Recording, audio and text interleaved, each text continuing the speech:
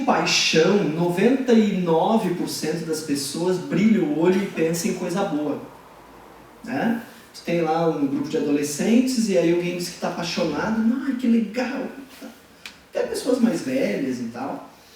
Paixão para nós, na nossa cultura, nos foi vendido como algo positivo.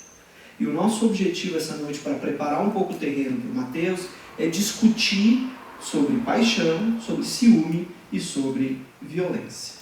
Então, a primeira questão mais difícil dessa noite, na minha fala, é que a gente consiga entender que as emoções, a forma de sentir, elas não são iguais no tempo e no espaço. O que isso significa? Significa que as pessoas em outros países, e mesmo dentro do nosso, em outras culturas, em outro momento da história, ou até mesmo hoje, não têm a mesma forma de sentir. Vocês conseguem imaginar uma sociedade como a Tupi-Guarani que não tem nem pronome possessivo? Não tem como dizer meu marido em Tupi-Guarani. Aí depois, venderam para nós a ideia, então, como eu disse antes, que a paixão era algo positivo. E aí a gente pegou esse casamento que é um contrato, um negócio, e pegou um sentimento, que é o sentimento mais instável que a gente tem, que é paixão.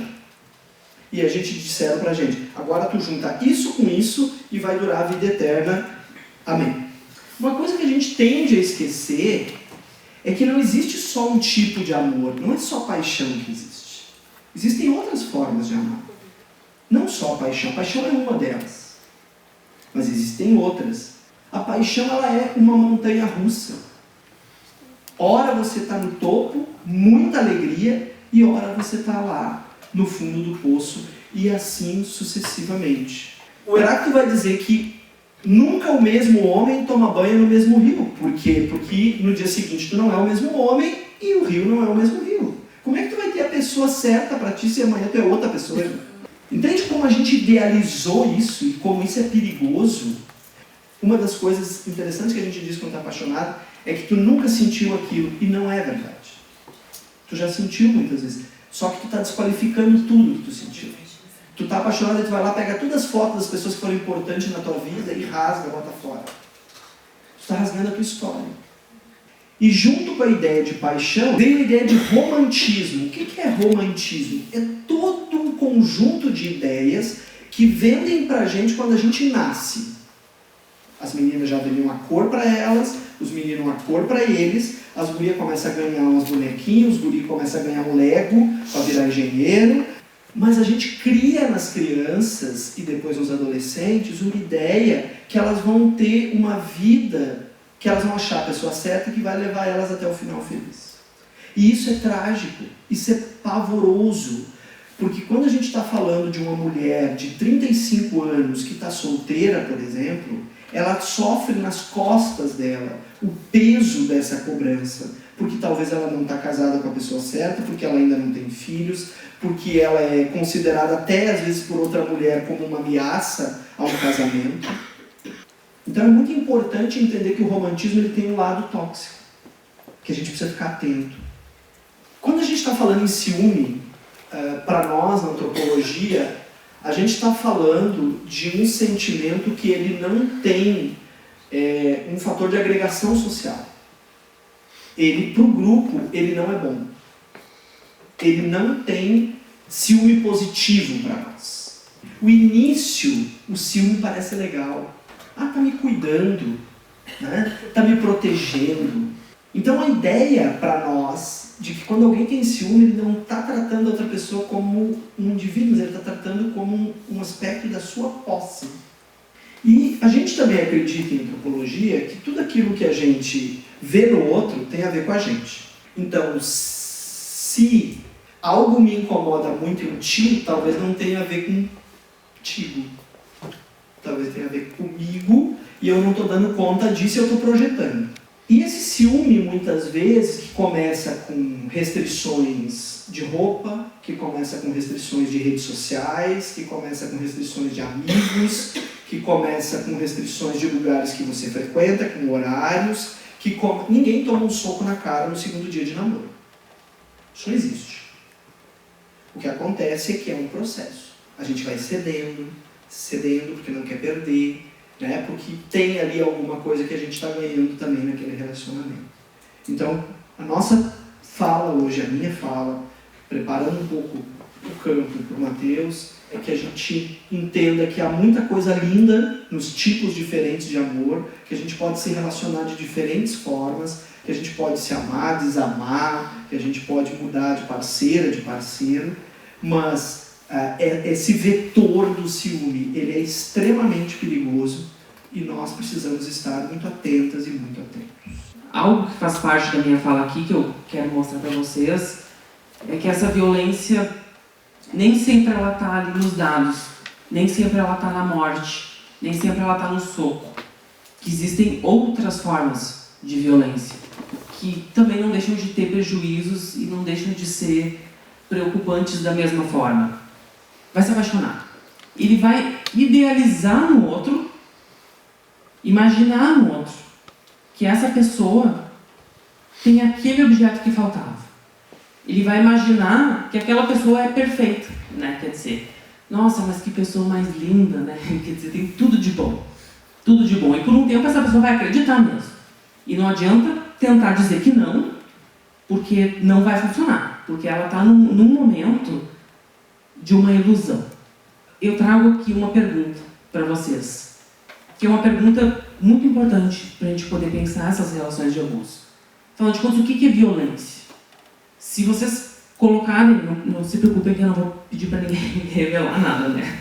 Podem imaginar a vantagem. Se vocês forem pensar nesse momento, numa imagem do que é violência, qual imagem vocês elegeriam? Eu tenho assim, 90% de certeza que a maioria aqui pensou ou num tiro, ou num soco, ou numa briga. Mas a verdade é que a violência ela pode ser muito mais sutil do que isso. A violência ela pode ser tão sutil, que às vezes nas relações ela é imperceptível. De modo que quem sofre a violência às vezes sequer se dá conta que está sofrendo uma violência. Eu acho que vale bastante a pena a gente pensar na própria palavra violência, né, para a gente poder entender um pouco isso. Violência como algo que vem de violar. Violar o espaço do outro. Violar o outro psiquicamente. Violar o corpo do outro. Quer dizer, essas formas de invadir e tomar o outro e ultrapassar o limite do outro, que nem sempre ocorre pela via do corpo, nem sempre é pela via do soco, nem sempre é uma arma. Às vezes pode ser com as palavras ou como a gente vai ver de outras formas. Mas de tudo o que vocês devem ter pensado, eu duvido que alguém imaginou que o silêncio poderia ser uma forma de violência também. E muito comum nos relacionamentos. Eu trouxe 3 formas aqui patológicas de se amar, para a gente poder pensar. A primeira delas é o amor de dependência. O que alguns psicólogos, né, defendem, estudiosos do tema, é que o que causa a dependência verdadeiramente não é o amor, mas sim a dor. Mas essa é uma relação, ela é como uma montanha russa. Ela vem e ela tem um alto. É tudo muito bom, tudo muito maravilhoso. E aí cai. Tem um momento de violência. E aí tem um alto. Tudo muito bom, tudo maravilhoso. E aí cai. Só que os altos vão se tornando cada vez mais raros. E as quedas cada vez mais fundas. O segundo amor, que eu vou trazer para vocês, segunda forma patológica de amar, a gente dá o nome de tantalizante. E esse tipo de amor, ele é um amor de eterna tortura. Ele é um amor que os ditos populares trazem como aquele que não ata nem desata. Quer dizer, é um amor em cima do muro. Quer dizer, conduzir o outro a estar numa eterna sede, a estar num desejo, fazer com que o outro deseje. E dessa forma, aprisionar o outro.